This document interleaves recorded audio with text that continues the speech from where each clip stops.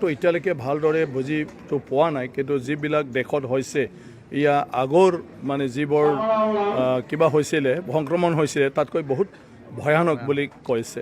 সেইটোৰ কাৰণে অলৰেডি ইণ্ডিয়াত মানে অমিক্ৰণ আহি পাইছে, বহুত তেনেকুৱা পজিটিভ পাবলৈ আৰম্ভ কৰিছে। গতিকে ইণ্ডিয়াৰ পৰা উইদাউট ৰেষ্ট্ৰিকশ্যন আমাৰ ষ্টেটত মানুহ অহা যোৱা কৰি আছে। গতিকে এই ক্ষেত্ৰত যাহাতে সংক্ৰমণ হ'লেও মানে বেছিকৈ বিয়পিব নোৱাৰে তাৰ কাৰণে এইখিনি ব্যৱস্থাটো লোৱা হৈছে। আৰু যদি এনেকুৱা ধৰণৰ নৰ্মেলি থাকে মই ভাবোঁ পিছত আকৌ নৰ্মেল হৈ যাব। আৰু এতিয়া মাত্ৰ ৰাতিৰ পৰাহে কৰা হৈছে, ৰাতিৰ ক্ষেত্ৰতো ইমাৰ্জেঞ্চিৰ বাদে একো কাম নাথাকে। মই ভাবোঁ কোনো পাব্লিকৰ দৈনন্দিন মানে জীৱন যাপন কৰাৰ ক্ষেত্ৰত আজি যেনেকৈ চলি আছে ইমান অসুবিধা হ'ব নালাগে।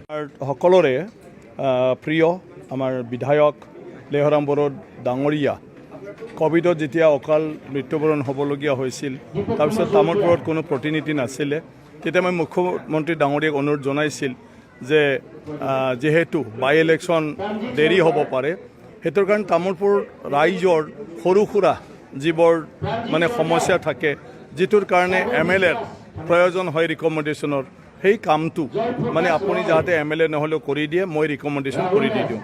তো মুখ্যমন্ত্ৰী ডাঙৰীয়াই তেতিয়া এগ্ৰী কৰিছিলে যে দিব পাৰিব।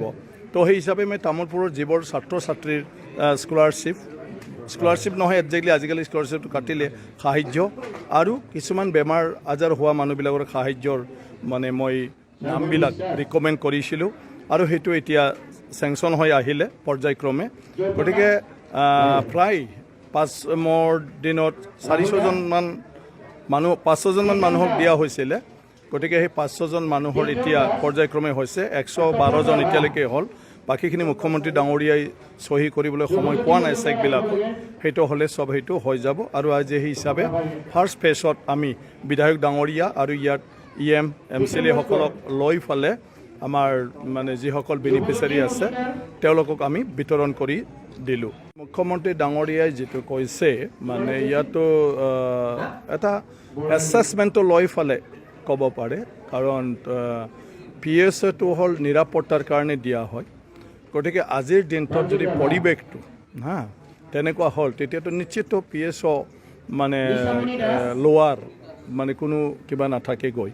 গতিকে মুখ্যমন্ত্ৰীয়ে যিহেতু ৰিকুৱেষ্ট কৰিছে, আপিল কৰিছে, নিশ্চয় এই বিষয়তো প্ৰত্যেকজন বিধায়কক হয়তো অৱগত কৰিছে বৰ্তমান পৰিস্থিতিৰ ওপৰত। গতিকে বিধায়কসকলে নিজে ডিচিশ্যন ল'ব, এইটো আপিলহে।